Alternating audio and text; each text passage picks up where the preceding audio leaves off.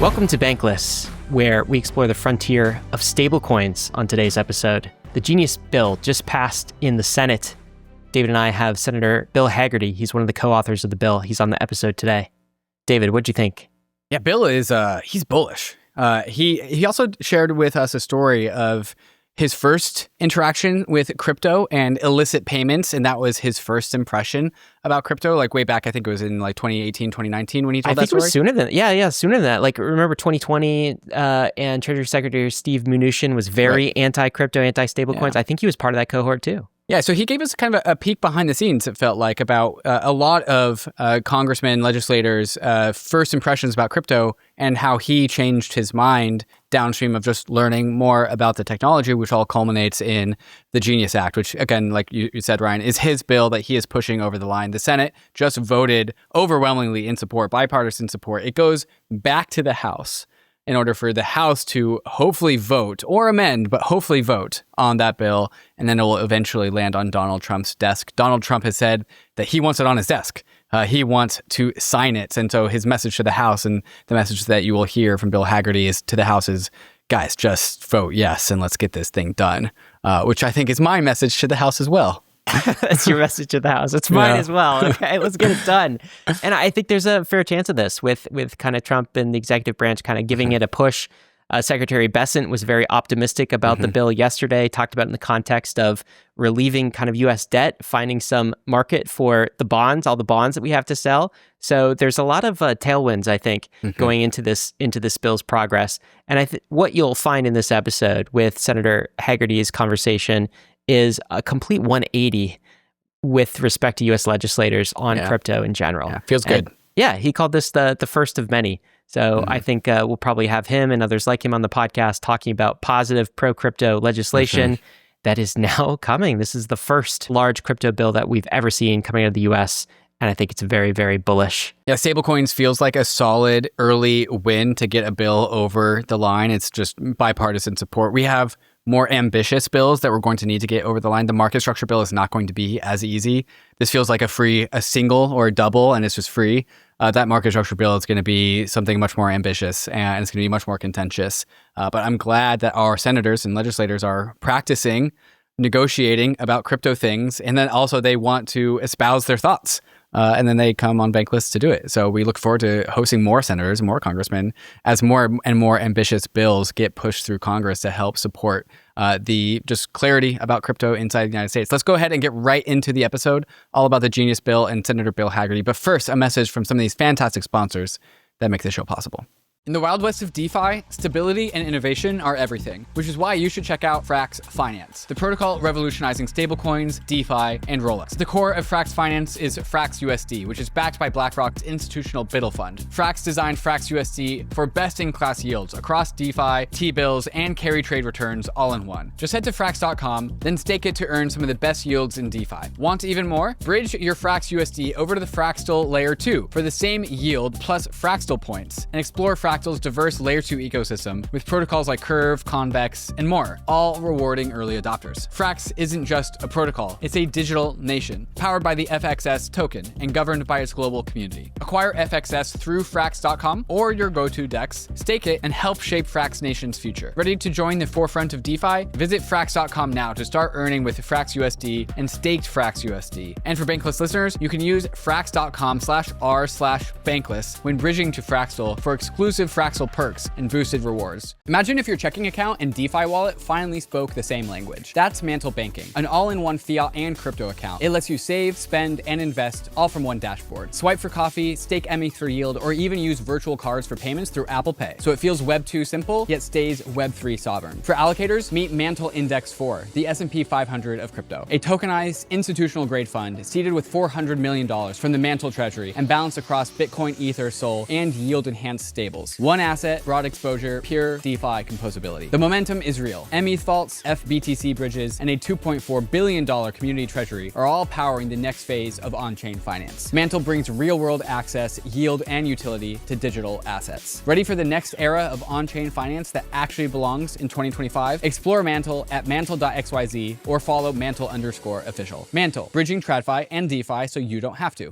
UNISWAP is your gateway to a more efficient DeFi experience. With UNISWAP, swapping and bridging across 13 chains is simple, fast, and cost-effective, helping you move value wherever, whenever. Thanks to deep liquidity on the UNISWAP protocol, you'll enjoy minimal price impact on every trade. And now UNISWAP v4 takes it even further. Swappers benefit from gas savings on multi-hop swaps and ETH trading pairs, while liquidity providers can create new pools at 99% lower costs. The best part, you don't have to do anything extra. Each trade is automatically routed through UNISWAP X, V2, V3, and V4, so you get the most efficient swap without even thinking about it. Whether you're swapping, sending, on-ramping, off-ramping, or bridging, Uniswap's web app and wallet gives you the tools to unlock DeFi's full potential on Ethereum, Base, Arbitrum, UNICHAIN, and more. Use Uniswap's web app and wallet for a more efficient way to use DeFi. Bankless Nation, very excited to introduce you to Senator Bill Hagerty. He's a senior Republican voice on the Senate Banking Committee. He's also the lead author of the Genius Act, which is the Senate stablecoin bill that yesterday just passed in the Senate. I think the votes were 68 yeses, 30 noes. Senator Hagerty, welcome to Bankless. It's great to be with you. Thank you. Congrats on the passage of this bill in the Senate. How's that feel? Well, it feels great to get it done. It's taken a very long time. And if you think about it, we went through basically every procedural nightmare one might have to endure, because a very powerful member of the Senate did not want this to happen. That was one Elizabeth Warren. She's the ranking member of the Senate Banking Committee. And on the eve of our introduction of the bill on the Senate Banking Committee floor, she unloaded 84 different amendments at 11:30 p.m. The amendments were designed to crater the bill, to make it so toxic it wouldn't work, et cetera, et cetera. And we went back and forth. She's very talented. Back and forth with these bills, with these proposed amendments to the bill that would destroy it for almost 4 hours.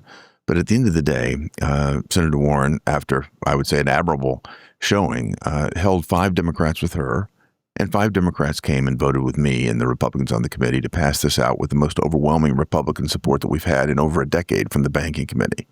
That's fantastic. And 18 Democrats as well in the final vote. Yes, in the final vote. Okay.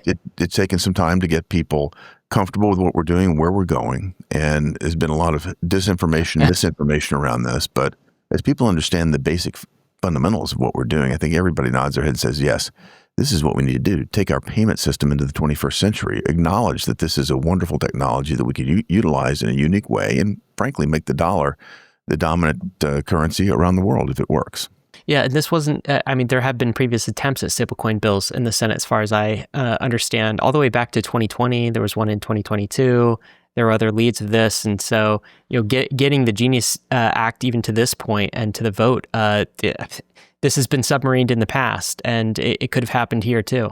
Well, there were numerous opportunities for it to go the wrong way. I must, acknowledge and thank Leader Thune. John Thune was willing to work with us, give us the floor time necessary, watch us at near death at a time or two, but be able to sort of stay with me, have the confidence in me that I could get this done and I could get enough Democrat support to deliver a conservative, clean, very focused, targeted bill that's going to take, again, our payment system into the 21st century and utilize digital assets finally in a regulated manner that's light touch, but provides regulatory clarity here in America, so we avoid what we experienced in the prior 4 years, which is regulation by enforcement action.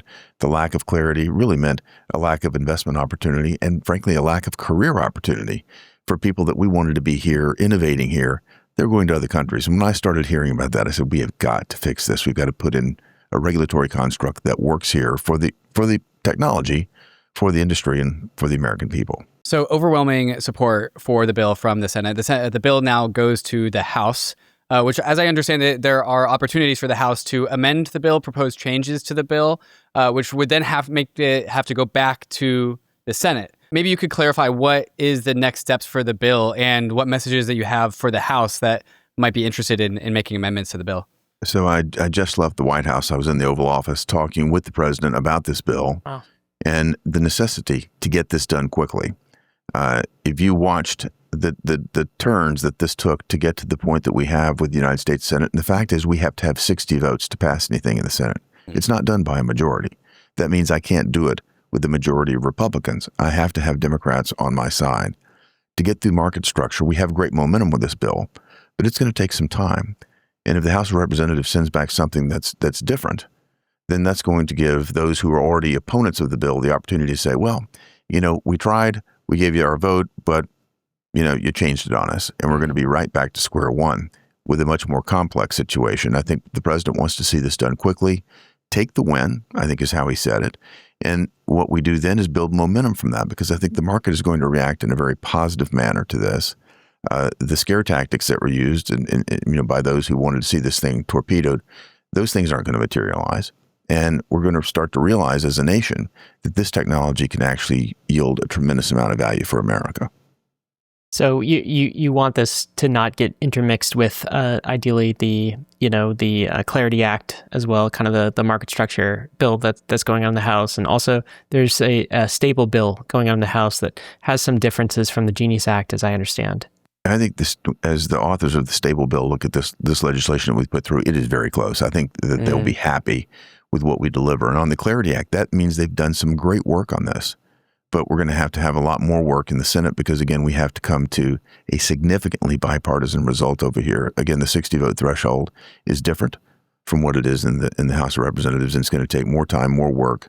And there's a divide in terms of understanding the technology, where there may be more people that understand it or comfortable with it in the House of Representatives. We've got more work to do here in the Senate for some of the other aspects of the market structure bill that are going to require more education. Senator, let's zoom out and talk about why America needs a stablecoin law in the first place. And this is how Treasury Secretary Scott Bessent made the case yesterday. He put this out on Twitter. He said there's been recent projections that stablecoins could grow into a $3.7 trillion market by the end of the decade. And he said that scenario becomes much more likely with the passage of the Genius Act. He says a thriving stablecoin ecosystem will drive demand from the private sector for U.S. Treasuries, which back stablecoins. This newfound demand could lower government borrowing costs and help rein in national debt. It could also on-ramp millions of new users across the globe to the dollar-based digital asset economy. It's a win for everybody involved. So he's almost making the case, it seems like this is a win for U.S. dollar dominance and dollar supremacy. What would you add to this? What would you say to the American people about this bill? And there's not a great deal to add, because I think Secretary Bessent hit the nail on the head with this. He did a beautiful job of describing what's going to happen. And our objective, of course, is to bring clarity to an area of innovation so it can thrive in America. But a benefit, a side product, an outgrowth of this, however you want to describe it, is that it will inevitably stimulate demand for U.S. Treasuries, because each of these stablecoins, and that's the fundamental backbone of this legislation, are backed dollar for dollar by either cash, that's U.S. dollars, or more likely, short-term U.S. Treasury securities. And in fact, the analyst I just talked with, the CEO of Citibank, they believe that by 2030, if not sooner, stablecoin issuers will be the largest holders of U.S. Treasuries in the world. Wow. Not China, not Japan, but benign institutions that are issuing this. I think that is very favorable from Secretary Bessent's standpoint, or anybody that will eventually have his job in the Treasury in generations to come. And in terms of dollar dominance, I think if a person that's moving into the digital age and wants to be able to transact in that manner, certainly it's much faster, much cheaper to do it this way. But also, as they think about what currency would I like to transact in, would it be the digital yuan? We know what that is. It's centralized. It's certainly something that can be surveilled. Or would it rather be the digital dollar? I think the dollar is going to win that argument 99% of the time. There's a huge just geopolitical conversation downstream of stablecoins, as you just highlighted, but there's also a domestic one as well, especially really kicked off by Circle going public and also just having just a crazy price action going from like $31 to where it is today at like $170, which has turned the heads of Visa, Amazon, Walmart. Everyone's now really interested in stablecoins domestically. What would you say are the arguments about why we should foster a stablecoin economy domestically on the domestic economy side of things? I think it's actually rather simple. What we're able to do is take this payment mechanism. This is basically a digital dollar, if you will, and we're putting it on rails that are much faster, much cheaper to operate. And if you think about the clearance system and the time that it takes to clear a transaction today on the rails that have been built over the years, we take time out, we take counterparty risk out. That means the party on the other side might go bankrupt, but it's not going to happen in an instant. And again, on the blockchain, this transaction can happen in an instant. If you're actually doing things overseas, you take currency risk out as well, because if you're waiting 5 to 10 days to clear something, currencies can move significantly on you. And that's a risk that, again, comes out of the system. And finally, to the extent that there are funds tied up, your receivables are caught up in a payment system. Those are funds that aren't in your working capital. Those are funds that you aren't able to deploy to build your business, to hire more people, et cetera. Bringing that working capital back into the system is going to have an immediate beneficial impact because it's another investment in America. So there are a variety of reasons why this is very, very preferable to the current system, in addition to those that Secretary Bessent mentioned, which is that it will stimulate demand for treasuries, therefore more demand will create more price pressure that lowers the price of treasury securities and lowers our borrowing cost. What do detractors have to say about why this bill should not go forth? I know Elizabeth Warren tried to smother it. Maybe we don't necessarily trust her arguments, but there are people who are anti this bill.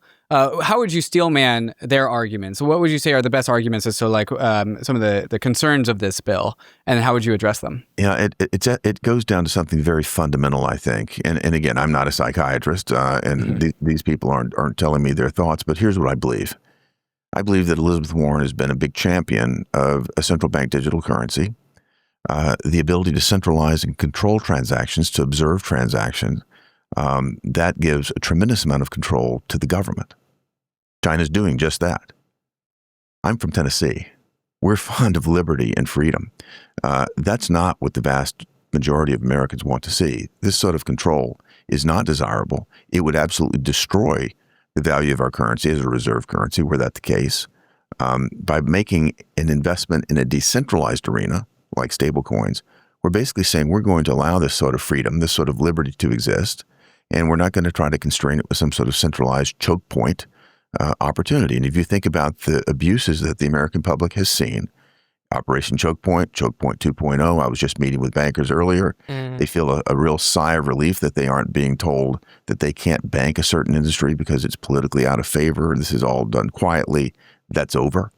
And having the stablecoin regime move forward is just going to continue to support that freedom and the lack of ability of regulators and supervisors to come in and control your transactions. Yeah, those of us, many bankless listeners who are in the crypto industry, certainly appreciate the removal of the grip on our throats, which was essentially what Operation Choke Point was, and are very enthusiastic about this bill. I guess for the layman sort of listening who doesn't really understand the difference between a digital stablecoin, let's say, and a CBDC, a central bank digital currency that someone like Elizabeth Warren has proposed in the past. What is the difference between those two? Oh, it's very fundamental. A central bank digital currency basically means the central bank will control the currency. It'll control the transactions. It'll have visibility on the transactions, and it literally can choke any sort of purchase that they'd like to choke. Today it might be you drove your car a little bit too far. That might create more emissions than we like, and so you're not going to be able to purchase fuel. You pick your disfavored industry, and we can see something happen. I mean, in traditional banking, I've already seen it happen. We have disfavored industries in my state of Tennessee, whether they be private prisons, gun manufacturers, you name it, that have gotten debanked. That makes it so easy to do when you have a centralized system. We don't want them to have that sort of power and authority. So let me go back to what is a stablecoin. A stablecoin is issued by either a bank or a private financial institution. They go through the same type of rules and disclosures. It's not exactly the same set of rules and disclosures, but it's a parallel to what happens when one issues a stock on a public market. You've got to give disclosures. You've got to demonstrate that you have the assets behind it. Again, one-for-one backing with high-quality U.S. Treasury securities. And you've got to prove that on a regular basis. And to the extent you violate that, that would be like violating the law as a stock issuer as well. There are consequences for that. This stablecoin has preferences in bankruptcy that are superb.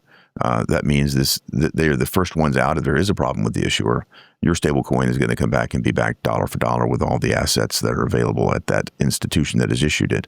So there's a regulatory construct that feels more like the trade in a security, trade in a commodity, but it doesn't require centralization to do it. It requires reporting. So let's go over who can issue a stablecoin right now and maybe who can't, just to make that clear. So you mentioned banks, which of course are one of the parties that can issue a stablecoin, but there are also some that are eligible that aren't banks, right? Circle, for instance, is not a bank. So this idea of OCC licensed federal non-banks, there's a path for a state charter. trust as well, as long as it's under 1 billion in stablecoin value? Who are the types of entities that you expect to be able to issue stablecoins? And then on the other side of this, who can quite clearly not issue stablecoins under this regulation? I think the most important thing to note is that we're not trying to create any sort of unlevel playing field here. Banks and non-bank financial institutions are all going to be regulated the same. The disclosure requirements will be the same. Banks already have a number of things in terms of Bank Security Act requirements, knowing your customer, et cetera, et cetera. A number of those get carried over into this new cryptocurrency regime where you have non-banks that are going to have to comply with the same set of rules. So it's typically going to be, if it's a non-bank institution, one that is comfortable and is complying with rules with respect to who your customer is. The Bank Secrecy Act rules, those sorts of rules and reporting are all going to be required, whether you're a bank or a non-bank financial institution. Who can't do it? It's going to be an entity that doesn't have the sort of financial backing, that doesn't have the wherewithal to do the reporting, that doesn't have the ability to back the currency dollar for dollar.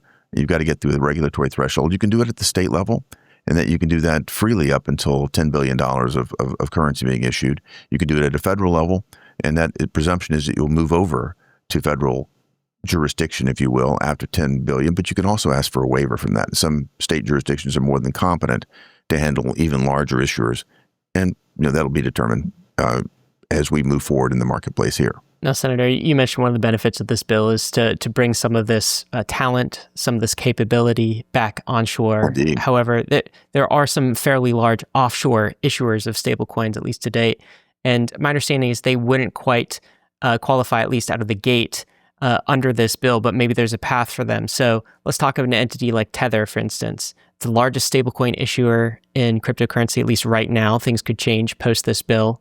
Maybe some of this comes onshore, but $150 billion, I believe. What's the path to someone like Tether under this bill? Is it any different than the path for more domestic onshore entities? An offshore entity like Tether, and I don't know what Tether's exact plan is, but I've heard that they are at least contemplating putting a U.S. operation in place that could abide by all of our rules. I think that's an obvious path that one might follow, no matter who you are. Tether's got a large position here, and I think a lot of eyes are on Tether, but that would be a path that is rather obvious, is creating an institution here in the United States that's subject to the regulations that we put forward in this bill. Today, why doesn't Tether fit inside of the Genius Act? What about Tether makes it not compliant with the Genius Act? Well, Tether can begin to comply, but the disclosure requirements with respect to revealing exactly what securities, they're segregated, they're U.S. dollar denominated, they're treasuries. That sort of disclosure has to be compliant. It has to be compliant with our laws here, and Tether would have to have an operation that was doing that. It can't be backed by other types of collateral. It's got to be very high quality collateral like U.S. Treasury securities. As I understand it, Tether is backed by U.S. Treasuries to a large chunk of it, but there's also things like Bitcoin and gold, things that are very much not United States dollar denominated. So that really should kind of change. It don't have value, but it doesn't meet the requirements here, and I think that's you're hitting right at the difference. Yeah, exactly. Okay, so if Tether wanted to be United States compliant, it would have to be completely backed by cash-like instruments. What would that unlock? What would compliance unlock for Tether if they did decide to trade their Bitcoin and their gold backing for just only cash-like instruments? What would that enable them to do? They could also create an entity that can do this, and I would think that might be a logical path for them. But what it does is it opens the door to them for what I would call the 21st century payment system. And if you think about what we're stepping away from, it's a pretty clunky system that's been developed in the 1970s, 1980s, the SWIFT system. If you think about the time that it takes to transact, particularly overseas transactions, and I'm presuming Tether's involved in a lot of that, the efficiency that this brings to bear is enormous. And the fact is that the dollar will be dominant in this system. And I think you want to be a player there. So I think there's going to be a lot of attraction for people who want to be involved in payments to make certain that they comply with our laws here. And again, that's going to be great for dollar dominance around the world. Let's talk surveillance again, because you mentioned earlier that we don't want the dollar to become the digital yuan. And so we don't want that level of kind of a surveillance society around our financial instruments. And so let's talk about kind of the Bank Secrecy Act requirements with respect to stablecoins. One of the things I think that we have been relieved to see is there's no mention of BSA requirements filtering down to individual self-custodial wallets. From our perspective, at least David and mine, and Bankless, many in the crypto industry, we basically view that as kind of a non-starter. That's a massive invasion of privacy. We don't see that here. What we do see is BSA at the issuer level, which is similar to what we've already seen with stablecoins. However, there is a worry, and I think the Cato Institute pointed this out in a recent April report that I read. Basically, there is some vagueness in the language that potentially a future regulator, let's say we had a different Treasury Secretary in the future who takes a much more dim view on our rights within non-custodial wallets for stablecoins and allows to kind of like flex up their regulatory authority to try to block, impede, put BSA requirements, AML, KYC on individual non-custodial wallets. Do you have any worries that this bill leaves that door open to regulators in the future, someone at FinCEN maybe, or a future Treasury Secretary? Yeah, I think what this bill does is actually create momentum for us to move on to the next phase, which is market structure. And there, I think we have the opportunity to flush out a lot of these concerns. And as you say, institutions like Cato, others have spent a great deal of time thinking about the third, fourth, fifth order effect, what might happen under certain circumstances. My goal is to move quickly on market structure and continue to answer those questions in a legislative product that we can move on. So these questions are very valid. But again, we're not trying to solve every question and solve every problem with one piece of legislation. We're trying to open the door for what I think will be a massive set of opportunities that are adjacent to the stablecoin arena. And the kinds of questions you're raising are the exact kinds of questions we want to address as we move on to market structure. There was a criticism of this bill, and I want to get your reaction here. Some have called it the Trump loophole. So the bill does bar members of Congress from profiting off of stablecoins, but not the president. And so that's why some people have called this the Trump loophole. Of course, Trump, kind of the Trump media empire, does have various holdings in stablecoins, World Liberty Financial, and others. Is that a worry in this bill? Like, why not fill the Trump loophole and put the president under the same sort of bar that members of Congress face, and they're making sure that they don't profit off of stablecoins? There's an emoluments clause that actually deals with this, and it's not up to the legislative branch to go in at that level of the president and begin to impede his authorities. Those are constitutionally set, and there's a lot more work that would be required to go in and target a president. So what we've done is, I think, acknowledge the fact that there is an emoluments clause there that will take care of the concerns that have been raised. These are precisely the concerns that have been raised by opponents that want to sort of obfuscate what's happening and get people concerned, or if you dislike a certain president, then you're going to vote against this bill. This is about a modern day digital payment system. That's what we're trying to get forward here. Yeah, notably, this is one of the most bipartisan bills that we've seen in recent history. And I think in 2025, finding a bipartisan issue is harder and harder these days. What's your opinion about the crypto industry or crypto technology as it relates to bipartisan nature? Because there's been a shift towards the right downstream of a reaction to the Biden administration's oppression of crypto and Choke Point 2.0. And so naturally, the industry shifted towards the right. But what do you think about the long-term status of crypto as a political issue inside of the United States? Well, one, I think it shouldn't be a political issue. And that's the point I've tried to convey to my colleagues here. It shouldn't matter what your party is. This is an obvious move toward greater efficiency in a system that if we don't address it, and we'll go back to the point earlier, if we don't address this, we're going to lose one of the most innovative industries in the world to other countries. And it was heartbreaking for me to hear as I dug deeper and deeper into this, that young developers, people with great ideas, are moving to places like Portugal, even Hong Kong, given the proximity to the CCP. That's concerning. But if you think about what was happening, we did not want to see this ecosystem uplift and move overseas. The innovation is happening here. We have all the potential to do it. We have the talent here. I want the United States to be a magnet for that talent and not have a set of unclear regulations that can be utilized to push that sort of innovation offshore. It's critical to me because I see the potential in the technology, and it might bear discussion to give you sort of my history, my evolution on this. And I've had to share this with a number of my colleagues who are new to this. I certainly had heard of cryptocurrency and the technology before 2017, 2018. But at that point, I was serving as the United States ambassador to Japan. We were working hard every day to stop ship-to-ship transfers of coal from North Korean ships to Chinese ships. We were blocking guest workers from North Korea going to other countries to stop we're talking single-digit, low double-digit millions of dollars sorts of transactions, hard currency transactions, because we were putting maximum pressure on North Korea. And I walk into my office one morning, and above the fold, in Japanese, but when you converted it to U.S. dollars, over $500 million had been heisted in one night from a wallet shop. The coin check heist. You probably remember this. Mm-hmm. I call my team in. I said, "Are you tracking this?" They said, "Yes, sir, we are." Who's behind it? We don't know, because the Japanese authorities haven't shared and I'm going to use the wrong term here, but haven't shared the malware with us. It took me less than an hour to get that, send it back to the States. Turns out, sure enough, it's a state actor that has done it. I had my own suspicions. We couldn't say exactly who, but $500 million, over $500 million in one night. That led me down a path where I think a lot of my colleagues, were when we started these discussions here in the Senate, that this is used for illicit finance.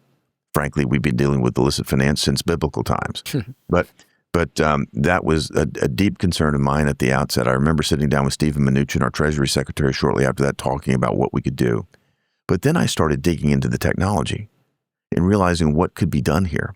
Whether it's self-executing contracts, tokenization, there is so much efficiency here. And what I also realized is that with the proper authorities, you can find out who's touched a transaction. And you know what started to happen with CoinCheck? The people that were involved in it started turning up.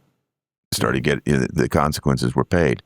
I was not surprised, but Senator Warren was quoted in an article that came out right before a very important vote here in the Senate, where a Russian criminal had used stablecoins to launder money. Well, they caught him, and this is the type of thing that it just takes some evolution in your thinking. But as I dug into it and realized the potential of the technology, like my background, I started out at Boston Consulting Group, but most of my career, venture capital and private equity. And to see a technology with this much potential and starting to think about, wow, this could be transformative. It should happen here in America. We should not be pushing this overseas. And so complete mind shift for me. And then seeing this opportunity, the way I've approached it is that stablecoin is the thing that opens the door for the technology. It's something that I can easily explain to my colleagues. The benefits are well known and easy to see, but there's so much more that can be done here. And what we're doing with this legislation is establishing the United States as a clean regulatory framework so that issuers here, people that want to participate, know that there's a clear set of rules. They don't have to think about what happened the past 4 years with Gary Gensler and the SEC, regulating by enforcement. You don't know what you did wrong until somebody shows up and said you did. And not giving any guidance to those who would try to abide by the rules. It was almost impossible to even figure out what the government wanted you to do until you stepped over a certain line that they didn't tell you about, and then they hit you with a fine and a lawsuit. So we're clearing that up, we're cleaning that up, and we're creating an environment here that I think with this innovation is going to thrive in America. That's fantastic. Yeah, and that's something that the crypto natives, crypto industry has been frustrated with, is we haven't had the clarity, we haven't had the clear guidelines. And so it's driven a lot of activity to dark markets and shadow markets when you don't have clarity on the regulatory stature of these things. Well, one thing you said yesterday is with Genius, the United States is one step closer to becoming the crypto capital of the world. So you've said this often in our conversation today. This is the first step, but first step of many. So what's kind of next in your mind to establishing the U.S. as the crypto capital of the world? Of course, we got to get Genius over the finish line, but once we do, then what? Yeah, I think my most immediate job, as you say, is to get Genius over the line, get it through the House, and get it to the president's desk as quickly as possible. He told me he's ready to sign it. And I think there'll be a message coming from the White House, maybe as soon as right now or later this afternoon, where that will be clear. This is an important first step, and this is going to allow a reallocation, if you will, of resources, not just from the current players, but I've talked with a number of traditional banking system players that want to get into this industry. So what we're going to see is an intersection now between digital technology of this nature and traditional finance. I think we're going to see a lot more creativity come from that. And as that sort of intersection happens, we're going to see more great ideas, things that I couldn't even imagine right now, perhaps even the two of you couldn't imagine. But as we bring those sort of resources together, we're going to see more and more new opportunities. In the next stage, the market structure stage, I think we have to be careful to create, again, rules of the road, but not so prescriptive that we're going to, again, send new innovations that we haven't imagined today offshore because we somehow closed the door. So it's going to take, a lot of thoughtful, many people will be involved in this, but I think we need to take a very thoughtful approach to it, as open-minded as we can possibly be. But there are a number of people that are expert in this industry that have almost attained, a profit level of recognition. They're going to be very helpful to us as we move forward. Yeah, I mean, we think you've done a fantastic job with this bill. Where supporters, I mean, even things like consideration of not closing the doors on algorithmic stablecoins, at least not yet. I mean, looking at studies rather than complete closure so that innovation can propagate. I think that was well done. So, Senator Bill Hagerty, we certainly wish you luck on this bill in the future, and give us maybe as we close, best case scenario for when this could reach the president's desk. Well, I told the president I'd love to see it on his desk by the 4th of July. I think we're going to have a great 4th of July. This would be super. That'll take a lot of work. I don't want to say it's Herculean, but it'll take a lot of work to get there. But I think we've got, a team in the House of Representatives that very much understands this. They've been tracking it. They've been talking with us all the way along. White House wants to see it. So it literally could be a matter of days. It could take a little bit longer than that, but I think the time is of the essence here. And I'll tell you why. We're getting ready to move into the reconciliation process here in the Senate. That's going to be a wholly partisan process. Tempers will flare. And if we don't get this done, or if anything is sent back to the Senate, I'll put it that way, it's going to get extraordinarily hard to pass something new. All right. Well, let's get it done. Let's get it done now. And I just want to reflect, this is, I could not have imagined this bill going forward a year ago. A year ago, It was a completely different climate in U.S. legislation with respect to crypto. So monumental. It's like been a 180 change that we've seen as external observers to this. So I know you've been part of that. I've had a wonderful team working on this. Luke Bennett and his team on my staff, the banking committee staff, and teams on both sides of the aisle have done just a fantastic job of making this happen. So I appreciate the input, a lot of input from the industry, a lot of input from the administration. The Treasury is ready to work with us on this and implement it, and I think we're going to be very, very pleased with the result. I do think there's a lot of crossover between crypto values and American values. They're kind of like one and the same, so we appreciate you pushing on that. Bankless Nation, got to let you know, of course, crypto is risky. You could lose what you put in, but we are headed west. This is the frontier. It's not for everyone, but we're glad you're with us on the Bankless journey. Thanks a lot. Binance is the world's #1 crypto exchange. Over 275 million users already trust their world-class security. Binance makes starting crypto as simple as it should be, whether it's learning about crypto on Binance Academy or browsing hundreds of assets and viewing your newly created portfolio in a clear, easy-to-track dashboard. Binance helps you go at your own pace. For hardcore traders, Binance Pro opens up industry-leading services for trading professionals with fully bespoke trading products, along with a suite of white-gloved services for VIP and institutional clients. Need support? 24/7 customer service is on hand whenever you need it. And with some of the lowest fees and deepest liquidity in the market, it's no surprise why over 275 million users trust Binance for everything crypto. Download Binance today and get started in minutes. Binance is not available in certain countries, including the United States. Check its terms for more information. CELO, the blockchain engineered for everyday payments, has officially returned home to Ethereum as a blazing fast layer 2. Built on the OP stack and EigenDA, CELO delivers 1-second blocks, sub-cent fees, and fee abstraction, so users can pay gas in USDT, USDC, or any whitelisted ERC20 token. Add native bridging, Ethereum-level security, and ultra-green money, and you have a network purpose-built for global commerce. In just 5 years, CELO has processed 730 million transactions for 12 million addresses. It's launching with 100 partners and fresh DeFi firepower. That makes CELO the on-chain FX hub for borderless remittances and real-world spend. For builders, distribution is baked in. Programs like Presentee grants, retroactive public goods funding, CELO Camp, and Proof of Ship will put your mini app on Farcaster and Opera MiniPay. Tokenomics leveled up too. The great CELO halving cuts inflation from 2% to 1%, aligning the chain with its ambitious Vision 2030. $1 trillion on-chain economy where regens, cypherpunks, and degens create prosperity for all. Follow @CELO on X and start building at celo.org today.